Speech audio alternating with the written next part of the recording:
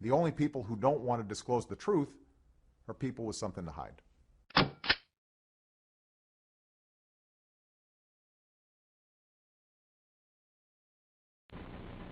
My fellow Americans, Old Glory behind me represents the United States of America.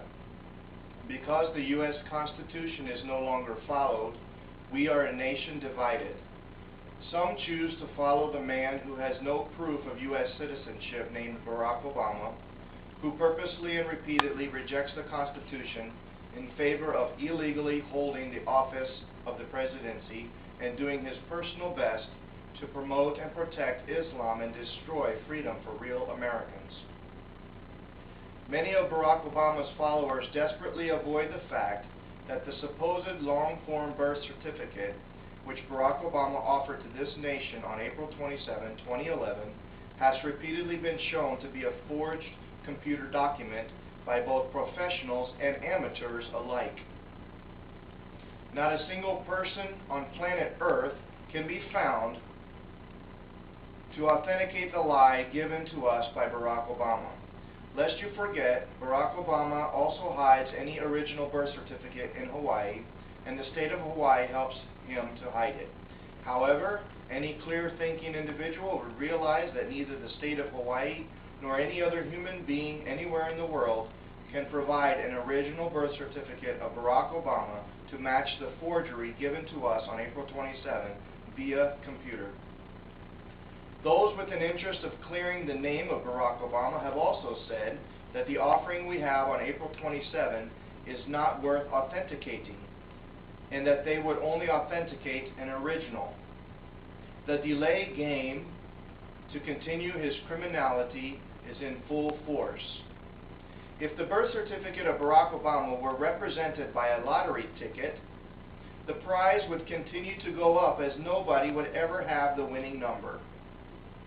In fact, the safest investment any American could now make would be to offer all their money to anyone who could provide any authenticity of Barack Obama's birth.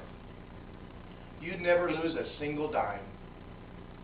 If I offered $10,000 to anyone who could find a legitimate original birth certificate in Hawaii, remembering they won't give this imaginary document to anyone, and Barack Obama is purposely hiding this imaginary document from us, that would match the grotesquely forged computer image offered to us this year in April, I would be quite confident that none of you would ever claim my money. You cannot authenticate the piece of garbage certificate he claims is his birth certificate. It has been proven forged countless times and not once proven legitimate. These facts render the office of the presidency of the United States taken captive by a man who lies about his birth to an entire country. As a result of this, either the flag behind me and the Constitution will be changed forever to suit the purposes of Barack Obama and his followers, or true Americans who know the meaning of both this flag and the Constitution will lay down their lives to protect America from Barack Obama and his followers. There are ridiculous accusations against you and I, everyday Americans, as fringe and small minority. True lunacy is the inability to recognize truth. In fact, the definition of insanity is doing the same thing over and over again and expecting different results. Well, lunacy and insanity apply to Barack Obama and his followers. They use accusations against us when they don't even grasp reality. They persist in covering for Barack Obama, and he persists in his lies and tyranny, expecting you and I to roll over. What a joke Barack Obama and his followers are making themselves out to become. Take another look at the flag behind me and decide if people like myself and the majority of everyday Americans are going to look the other way at the crimes of Barack Obama and those who enjoin to his crime of forgery. That which is silly, fringe, minority, and terrorizing is the man Barack Obama and all of his followers. We, the majority of everyday Americans, see through the blatant propaganda and easily recognize the tyranny and dictatorship taking place. So, those of you who hang your hat on the natural-born citizen clause of the Constitution, do not leave me or think for 1 second that I am not with you. First, however, let's deal with the lying. We do not have to be lied to repeatedly, day in and day out, that somehow, some magical way, Barack Obama was born in Hawaii and has any proof of it. This is false. He has a fake birth certificate, and this is no conspiracy. It's a fact. Wake up and smell the coffee, America. Words about natural-born citizenship or any other parts of the Constitution will not matter if real Americans will not do anything about those lying to us and ignoring the Constitution anyway. By the way, in Barack Obama's own words, he thinks it's silly for us to check his birth certificate. Yeah, it's his way of mocking us. What do we do now then? I have chosen to recognize the enemy occupying the White House and proceed to ignore him or any legitimacy of authority over me and my family. He has brought war, and so be it. Woe to those who support him, for they will fail. Barack Obama will fail. He will not bring his gay, lesbian, bisexual, transgendered, pedophilic, immoral, godless, perverted ideas of sexual activity to my kitchen table, or to the majority of real Americans' kitchen tables. Further, he will not bring his fallacy of Islamic virtue to my kitchen table, or to the majority of real Americans' kitchen tables. Just like the example of the mosque in Kansas where the cops were called and a Christian prosecuted in court for handing out literature on a public walkway near the mosque, those Islamists successfully staked out territory in Barack Obama's new idea of America. Now, Barack Obama publicly advocates for the mosque near Ground Zero, where our countrymen were attacked by terrorists, and the Islamists want to stake out land there in New York City, where they actually attacked us. Obama thinks it's a great idea. I think it's war.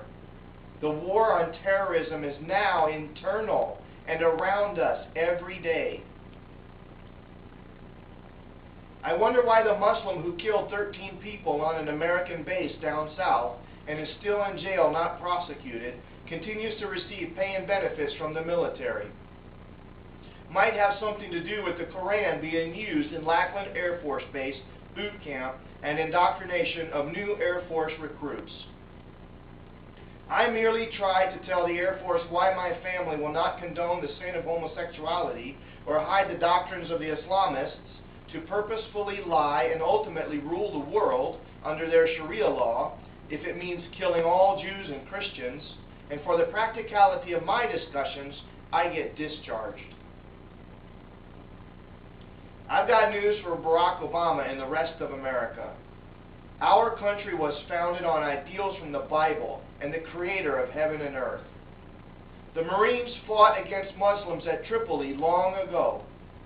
Until Muslims disavow their dangerous and violent book of death, which seeks the subjugation of all people by force and the complete disregard for the female gender, I will continue to warn my family of Muslims and their terroristic doctrines. Barack Obama spews out support for this false religion, which is nothing more than a totalitarian political animal. Hence, his support to bring Muslims to power in Egypt and Libya. Christians and Jews have no life in Egypt, Libya, Saudi Arabia, Iraq, and Iran, and much of Africa. Do you think Christians and Jews could live any more freely or prosperously in the United States under further Islamic leadership and support by Barack Obama and his followers? I have watched videos of Muslims beheading their enemies, whipping their women, and burning alive people in Africa. Yeah, pretty disgusting statement, but it's true. I wanted to vomit. Hearing Barack Obama's love for the Quran and his Islamic friends personally terrorizes me and my family. But that's what Islam is all about, terrorizing the everyday real American who believes in the flag, this flag, and the Constitution. Special rights for the Muslims, like we give special rights to gays. I personally can't believe all the gays believe their freedom will last under Sharia law. I stand for God and country, not special rights to people living in sin or fake religions that want to conquer the world by raining terror and death and calling it peace. My plan in Omaha, Nebraska is to contact the following entities: city mayor, city council, police department, also sheriff, and as many schools and churches as I can find. Why? Because everyday freedom-loving Americans like myself, who are in the majority, do not need to be scared by all the cowardly propaganda, and I want to find out who believes and stands for what. In this war brought on by Barack Obama, a known criminal, I want to know who supports him so my family and I can know who our enemies in the city of Omaha are. That's right. If people protect the criminal in the White House, they are mine and my family's enemy. If they want to tear down Old Glory and replace it with the rainbow flag or the sinister flag of Islam, they are mine and my family's enemy. Which men out there hearing this video will take up the cause in their own cities to approach any and all forms of leadership and start identifying who the real Americans are and who are the lying, terrorizing, criminal supporters of Barack Obama? Which men? I saw a report in the Blaze that Omaha, Nebraska spent $8,000 of federal stimulus money to buy a book about multiculturalism and have everyone in the public education system read its garbage. Why do I say garbage? Because this is America, and if you don't like it, then you can leave. There is nothing wrong with other peoples or cultures, but you do not bring your divisive family values and politics hiding in the guise of religion to this country. Families first, God and country, real America. Do you know what I'm talking about? Or do you side with your enemy, the lying Barack Obama? Examine his birth certificate if you don't like what I'm saying. It's a fake just like he is. My name is Daryn Moran. May God bless and use this video.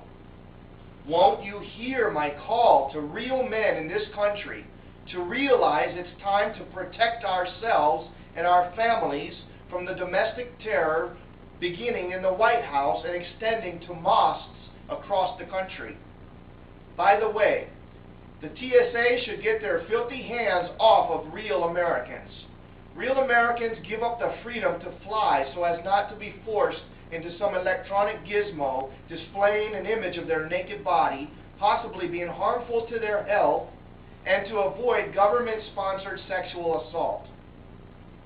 The excuse for each and every TSA worker that they are following training and don't know who the terrorists are does not hold water and is against the Constitution. Keep your filthy hands off of Americans, and your criminal boss, Janet Napolitano, should be thrown in jail for sponsoring terrorism against Americans.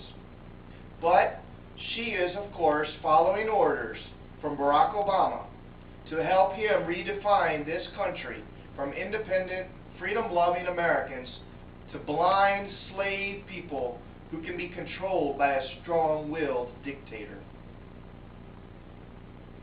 Are you people sheep or people?